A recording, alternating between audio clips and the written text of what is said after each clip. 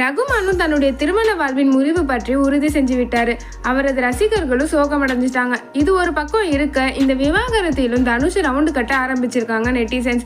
அதாவது ஏஆர் ரகுமான் கடைசியாக இசையமைத்தது தனுஷின் ராயன் படம் தான். ஏற்கனவே ஜிவி பிரகாஷ் ஐந்தவி, ஜெயம் ரவி ஆர்த்தி, ஏஎல் விஜய் அமலா பால் ஜோடிகளும் விவாகரத்துல தனுஷின் பெயர் தான் பலமாக அடிபட்டுச்சு.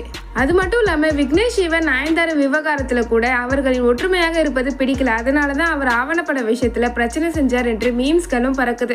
சூழல் இப்படி இருக்க, ரகுமான் கடைசியாக தனுஷ் படத்துக்கு இசையமைத்ததால் தான் அவரது திருமண வாழ்க்கையில புயல் அடிச்சிருக்குது. தனுஷ்க்கு என்ன ராசியோ என்று பலரும் கிண்டலாக கமெண்ட் செஞ்சு வராங்க. அதே சமயம் இப்படி பேசுவதெல்லாம் வன்மத்தின் உச்சம்தான். மற்றவர்களின் விவாகரத்துக்கும் தனுஷ்க்கு எந்த விதத்திலும் சம்பந்தம் இல்லை என்று அவரது ரசிகர்களும் பதிலடி கொடுத்து வராங்க. ஏஆர் ரகுமானும் சாய்ரா பானுவும் பிரிஞ்சதை பற்றி யாரெல்லாம் ரொம்ப வருத்தப்படுறீங்க அப்படிங்கிறது கமெண்ட் செக்ஷனில் கமெண்ட் பண்ணுங்கள். அதே சமயம் இந்த பிரச்சனைக்கும் தனுஷ்க்கும் எந்த சம்மந்தமும் இல்லை அப்படின்னு நினைக்கிறவங்களும் கமெண்ட் செக்ஷனில்